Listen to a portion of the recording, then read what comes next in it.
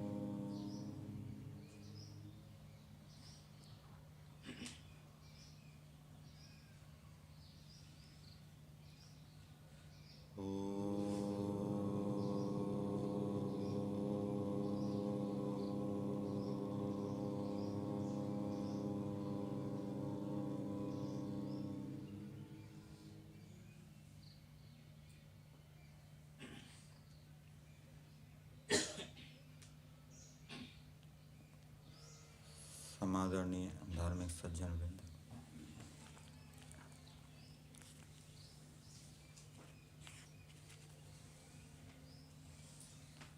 आज जिस मंत्र का स्वाध्याय किया गया मंत्र है सानो बंधुर्जनिता सविधाता धामानि वेद भुवनानि विश्वा यत्र देवा अमृतमानशानास तृतीय धामन्ना ध्यैरयन्त। ये यजुर्वेद के 32वें अध्याय का 10वां मंत्र है और इस मंत्र का विनियोग जो हम प्रतिदिन ईश्वर स्तुति प्रार्थना उपासना के मंत्र बोलते हैं उन ईश्वर स्तुति प्रार्थना उपासना में भी इस मंत्र का विनियोग किया गया है। महर्षि दयानंद कृत वेद भाष्य को आधार बनाते हुए इस मंत्र के ऊपर विचार करेंगे। कुछ अन्य संबद्ध बात भी जोड़ी जा सकती है। मंत्र का देवता है परमात्मा। परमात्मा के विषय में बताया गया है।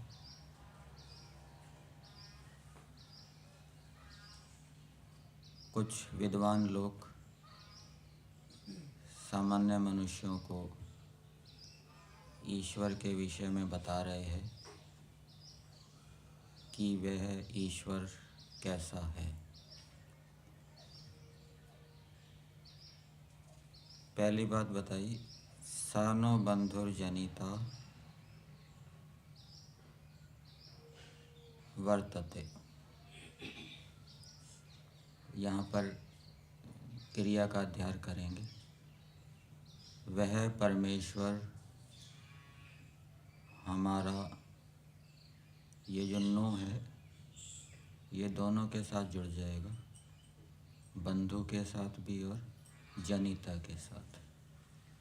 हमारा बंधु और हमारा जनिता है। बंधु शब्द बंध धातु से बनता है, वो प्रत्यय आ जाएगा। येन सह ईश्वरेन बध्यते, जिसके साथ ईश्वर के द्वारा हमें बांध दिया जाता है। पुत्र के साथ पिता को ईश्वर ने बांध दिया, भाई के साथ भाई को बांध दिया, बहन को बांध दिया।